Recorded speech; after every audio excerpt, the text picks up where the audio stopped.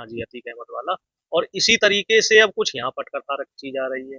भाई मियाँ बीवी को और बच्चों को अलग अलग जेल में रखने का क्या मतलब? भाई हमें तो ये नहीं समझ में आ रहा है कि आजम खान साहब को ये लोग दबाना चाह रहे हैं। आजम खान साहब को ये लोग चाह रहे हैं कि ये हमारी पार्टी में मिल जाए।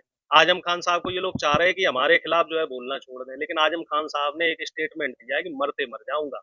लेकिन बीजेपी, मुझे एक बात बताओ, आजम खान साहब ने क्या अपराध किया? और मैं आपको लाइन बता दूंगा।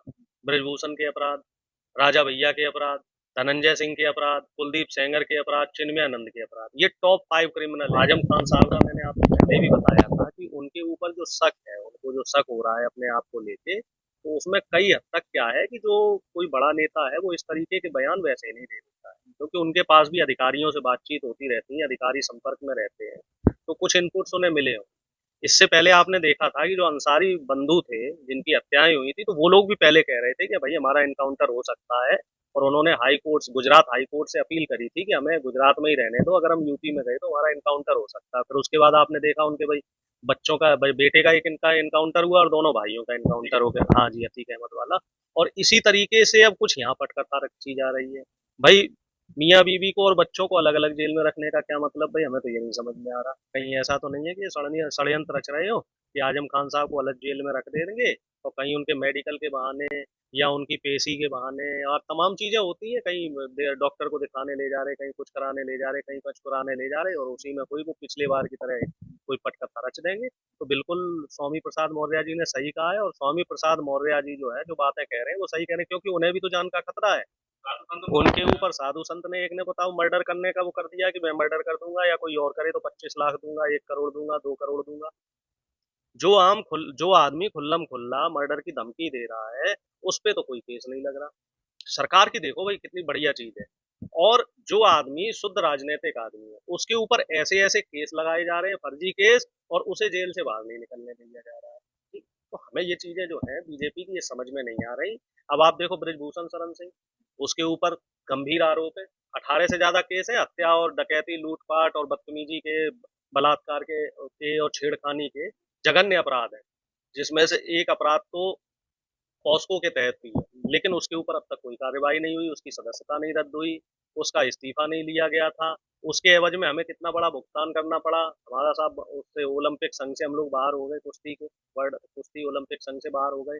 और यहाँ आजम खान साहब कितना अच्छा काम कर रहे हैं, यूनिवर्सिटी चला रहे हैं साहब, गरीब लोगों को जो है शिक्षा का काम दे रहे हैं। नहीं, बिल्कुल सही है। यही वो अगर मंदिर बना देते तो शायद उन्हें रिवार्ड मिल जाता, मस्जिद बना देते तो रिवार्ड मिल जाता। अब ये बताओ, ओवैसी है जो इनके योगी के चचा जान है, उनके ऊपर तो आज तक कभी कोई कार्रवाई नहीं हुई।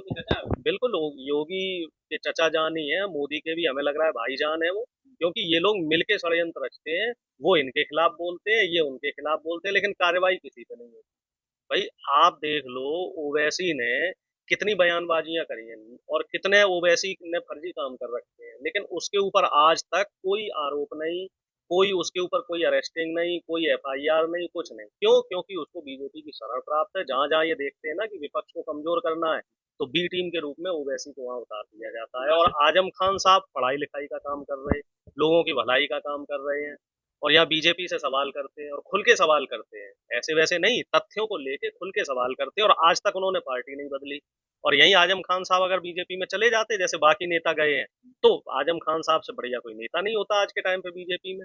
वो तो ये है कि वो उन्होंने समझौता नहीं किया, सिद्धांतों से पार्टी नहीं बदली, तो वो वफादारी का खामियाजा हमको। हमारी बीजेपी आरएसएस के लोग हैं, ये चाहते हैं कि माइनॉरिटी का आदमी, मुसलमान, दलित, गरीब, पिछड़ा, ये पढ़ ना पाए, ये बस इनका झंडा उठाता रहे।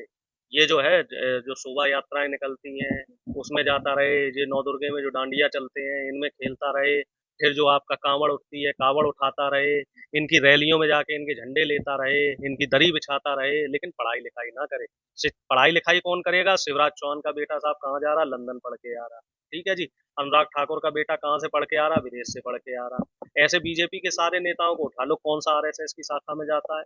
कौन सा गौमूत्र जो है गौ माता की सेवा करके गौमूत्र पी रहा है और गोबर साफ कर रहा है? कौन सा जो है, जो आपका जो है शोभा यात्रा में जा रहा है? कौन कावड़ ढो रहा है? सारे के सबके बच्चे जो है विदेशों में जाके पढ़ रहे हैं। अभी उसका देख लो, जो नरोत्तम मिश्रा का भी इसी तरीके का एक विवादित बयान आया है हेमा मालिनी को लेके कि भैया हमें जिता दो, हमने तो यहाँ हेमा मालिनी भी नचवा दी। तो ये बीजेपी के जो नेता हैं, ये लोग इस समय सत्ता के नशे में इतने मगरूर हो गए हैं, इतने ये लोग जो है सत्ता के नशा इनके ऊपर हावी हो गया है कि इनको अब भला बुरा कुछ नहीं दिख रहा है। ये सिर्फ इतना एक चीज इन्हें दिख रही है कि ये जो सत्ता है हमारी ये नहीं दिख रही।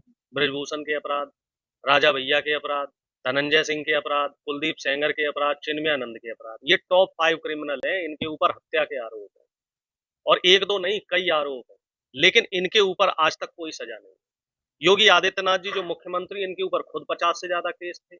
जो डिप्टी सीएम थे केशव मौर्य जी, उनके ऊपर 50 से ज्यादा केस थे। लेकिन ये लोग जब सत्ता में आए तो स्पेशल जो सीएम को पावर होती है उस पावर के तहत खुद के और जो इनके मंत्रिमंडल में थे उनके सबके केस रफा दफा करवा लिए। 2019 के बाद से अगर बीजेपी के नेताओं का डाटा उठाओ, और ये मेरी रिपोर्ट नहीं है, इंडिया टुडे और दैनिक भास्कर की रिपोर्ट है, बीजेपी के जो भी विधायक हैं और सांसद हैं सबका लेखा जोखा लिया गया तो 42% जो है वो अपराधी, जिनके ऊपर अपराध के मुकदमे दर्ज है बकायदा। ऐसा नहीं कि कोई मान लो कहीं कोई छिटपुट बात वाद विवाद में या बदतमीजी करते हुए, बकायदा उन पे मुकदमे दर्ज है 42%।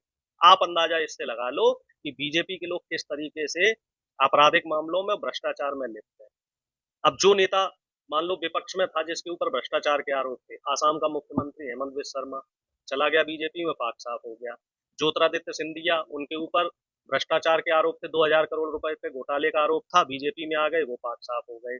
उत्तर प्रदेश में जितिन प्रसाद जी जो कांग्रेस में थे, अब वो पीडब्ल्यूडी मंत्री है, उनके ऊपर कहते थे बहुत अपराध है, बहुत वो भ्रष्टाचारी है। एनसीपी के आप देख लो, अजीत पवार और इन पे तो 20,000 करोड़ का घोटाले का बता रहे थे, इन्हें डिप्टी सीएम बना दिया। लेकिन अब मामला ये है कि आजम खान साहब को ये लोग दबाना चाह रहे हैं। आजम खान साहब को ये लोग चाह रहे हैं कि ये हमारी पार्टी में मिल जाए। आजम खान साहब को ये लोग चाह रहे हैं कि हमारे खिलाफ जो है बोलना छोड़ दें। लेकिन आजम खान साहब ने एक स्टेटमेंट दिया है कि मरते मर जाऊंगा, लेकिन बीजेपी का विरोध करना नहीं छोड़ूंगा। मरते मर जाऊंगा, अपनी पार्टी नहीं छोड़ूंगा, जिस पार्टी से शुरुआत करी उसी पार्टी में रहूंगा। तो वफादारी उनके खून में है, देश के लिए वफादारी है, देश के लोगों के बल लिए वफादारी है और विचारधारा के लिए वफादारी है। तो वफादारी की जो कीमत है वो अदा कर रहे हैं, सड़कों पे है। मेरे हिसाब से तो सभी लोग विरोध कर रहे हैं, अखिलेश जी भी विरोध कर रहे हैं, शिवपाल जी विरोध कर रहे हैं, कार्यकर्ता भी विरोध कर रहे हैं। नहीं कर रहे हैं तो करना चाहिए। हम तो इनके साथ हैं, क्योंकि हमारा जो गठबंधन हुआ है इंडिया, तो हम तो इनके साथ हैं। हम लोग तो पूरी तरीके से साथ हैं। ये बात अलग है कि कुछ दिनों पहले अजय राय जी और अखिलेश जी के कुछ आपस में तो देखिए मतभेद होते रहते हैं, लेकिन मनभेद नहीं है। हमारी समाजवादी पार्टी की या बहुजन समाज पार्टी हो, हम लोगों की विचारधारा एक है। हम लोगों को दलित, शोषित, वंचित और जो अल्पसंख्यक है इनके हितों में काम करना है। और आजम खान साहब, इसमें कोई संदेह नहीं है कि उत्तर प्रदेश के, पश्चिमी उत्तर प्रदेश के खास तौर से आज की तारीख में सबसे बड़े नेता हैं। और अल्पसंख्यकों की बात करी जाए तो मुस्लिम समुदाय के इस समय सबसे बड़े नेता हैं पूरे देश के। तो उनकी दूरियां कब थी? नजदीकियां तो शुरू से थी। नहीं, शामिल ऐसा कुछ नहीं है, हमारी तो शुरू से नजदीकियां रही हैं आजम खान साहब से। हम तो देखिए साहब, जब उन्होंने नवाब साहब को हराया था, नवाब साहब हमारी पार्टी में ही थे, लेकिन वो हमारा सिर्फ राजनीतिक विरोध था, व्यक्तिगत विरोध आजम खान साहब से हमारा कभी नहीं था।